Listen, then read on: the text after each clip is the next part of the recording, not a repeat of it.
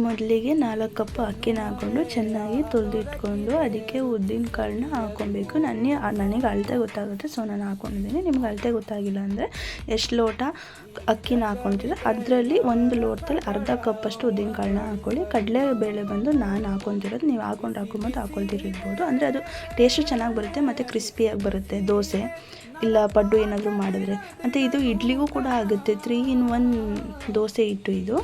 ಇದೆಲ್ಲ ಆದಮೇಲೆ ನೆನೆಸಿಡಿ ಒಂದು 6 hours ನೆನೆಸಾದ್ಮೇಲೆ ರುಬ್ಕೊಳ್ಳಿ. ಚೆನ್ನಾಗಿ ನುಣ್ಣಗೆ ರುಬ್ಕೊಂಡು ಉಪ್ಪಾಕಿ ಮಿಕ್ಸ್ ಮಾಡಿ ಎತ್ತಿಟ್ಬಿಡಿ ನೈಟ್ ಫುಲ್ಲು.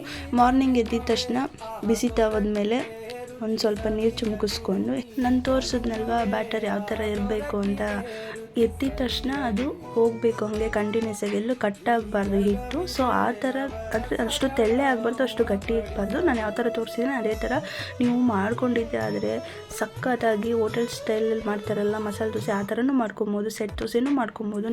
ಇವಾಗ ದೋಸೆಗೆ ಚಟ್ನಿ ಬೇಕಲ್ವಾ, ನಮ್ಮ ಗಿಡದಲ್ಲೇ ಪಾಟಲ್ಲೇ ಬೆಳೆದಿರೋಂಥ ಒಂದು 4 ಮೆಣಸಿನ್ಕಾಯಿ, ಹಸಿಮೆಣಸಿನ್ಕಾಯಿ, ಸ್ವಲ್ಪ ಕಡಲೆ, ಸ್ವಲ್ಪ ಕಾಯಿ, ಕೊತ್ತಂಬರಿ ಸೊಪ್ಪು, ಒಂದು 4 ಕಾಳು ಮೆಣಸು, ಇನ್ನೊಂದು 2-3 ಒಣಮೆಣಸಿನ್ಕಾಯಿ, ಖಾರ ಸಾಕಾಗಿಲ್ಲ ಅದಕ್ಕೋಸ್ಕರ, ಮತ್ತು ನೆಕ್ಸ್ಟು ಉಪ್ಪು, ಬೆಳ್ಳುಳ್ಳಿ, ಇದಿಷ್ಟನ್ನು ಹಾಕ್ಕೊಂಡು ನುಣ್ಣಗೆ ರುಬ್ಕೊಳ್ಳಿ.